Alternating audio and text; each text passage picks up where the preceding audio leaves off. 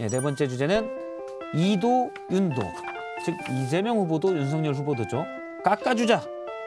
뭘 깎아주냐면 일단 윤석열 후보가 깎아주겠다는 거 종부세입니다. 종부세를 전면 재검토할 것이라고 했는데 어제 페이스북에 글을 올려서 종부세를 재산세에 통합하거나 종부세도 이제 보유세고 재산세도 보유세인데요. 또는 1주택자에 대해서는 면제하는 방안을 검토하겠다라고 입장을 밝혔습니다. 지금 뭐 이달 22일부터 종부세 고지서가 간다. 혹시 종부세 대상자가 있으십니까? 저는 아닙니다. 아니 뭐 안타깝게도. 우린 가난하죠. 저는 저의 소원. 네. 종부세 한번 네네. 내는 거. 네. 종합부동산세인데. 예. 근데 저는 여기서 어떤 이야기를 하고 싶으면 세금 할인 전쟁을 하는 거죠. 이것뿐만이 아닐 거예요. 뭐 대선 때마다 이번뿐만이 아니라 뭐 일자리 100만 개, 200만 개 예. 만들어낸다. 제대로 만들어낸 적이 있나요? 그리고 아파트 100만 원, 200만 원, 얼렁뚱땅 투기로 지은 아파트 200만 원, 300만 원 공급할 수 있나요? 예. 그러니까 저는 중요한 것이 세금 할인 전쟁 이야기. 이게 왜냐하면 서울의 지지율을 얻겠다, 2030 표심을 얻겠다, 중도층의 마음을 돌려놓겠다 이런 이야기인데 예. 저는 더 중요한 게 예산은요. 그리고 다른 정책 없어요. 더 고민해야 돼요. 그러니까 돈은요. 이렇게 되는 제일 쉬운 방법이 돈으로 뭔가 정책을 내서 사람들의 마음을 혹하게 하려고 하는 건데 지금 현행 종부세가 나오고 있는데요. 1가구 1주택의 경우입니다. 2주택자부터는 종부세가 훨씬 많이 나오고요. 오늘 보도에 보면 뭐 반포 아리팍, 아크로 리버파크와 마포의 괜찮은 아파트를 섞으면 뭐 1억도 된다는 얘기예요. 네. 두 채의 경우에. 예, 두 채를 가지고 있는 경우에. 근데 1주택자일 경우는 공시지가 11억, 시가로는 15억 7천만 원까지는 종부세가 면제고요.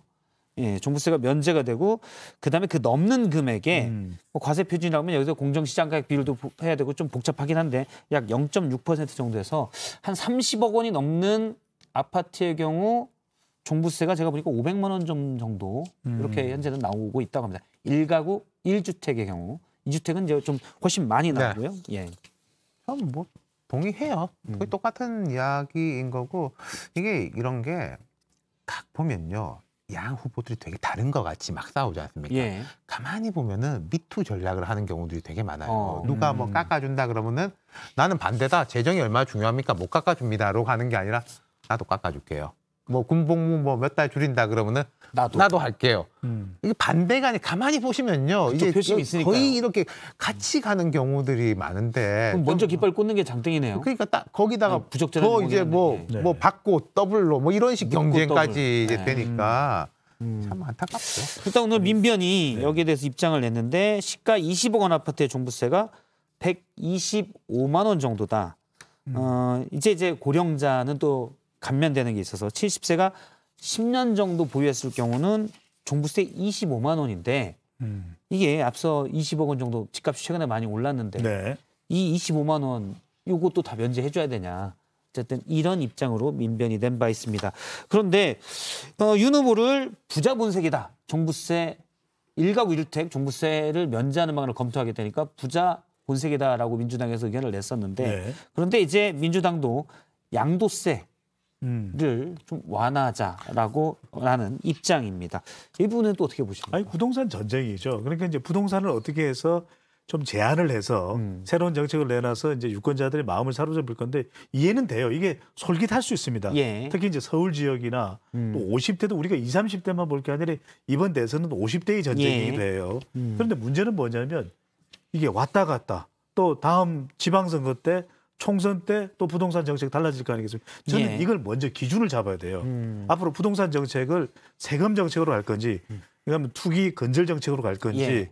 아니면 공급 정책으로 갈 건지 그 연장선상에서 과연 어떤 정책이 국민들을 위한 것이냐 아다르고 어다르면 안 되잖아요. 예. 그러니까 표만 얻겠다. 표만 얻으면 나는 무조건 뭐든지 다 할 수 있다. 중내 신용도 할 수 있다. 이게 아니라 제대로 기준을 세워서 어떤 대한민국을 만들어 나가기 지금 위해서 깎아줄 거면 이전부터 깎아주는 걸로 하지 왜 그러니까요. 그때 실컷 올리는 냉정하게 걸로 하고. 말씀드리면요. 4.7 재보궐선거 이후에 뚝은 무너졌습니다.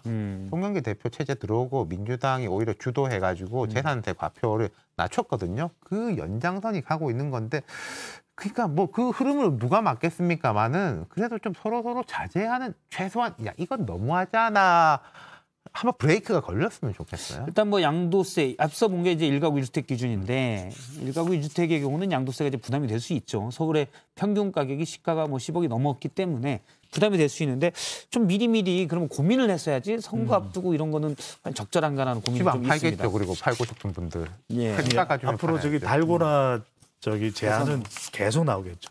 달고나 제한, 달고나 미는 거군요. 달고나가 항상 달콤한 건 아닙니다. 예, 앞서 제대로 이게 긁어내지 못하면 상당히 위험할 수도 있어요. 엠여중은 제가 말씀하실 때 찾아보니까 최근 일주일간 약 5개 정도의 기사가 나왔더라고요. 예. 계속 미시면 좀 더 늘어날 것 같습니다. 오늘로 해도 또 한 번 더 나오고. 예. 계속 우리 나오는 거죠? 알겠습니다. 예. 재밌었습니다. 네, 오늘 두 분 말씀 여기까지 듣겠습니다. 고맙습니다.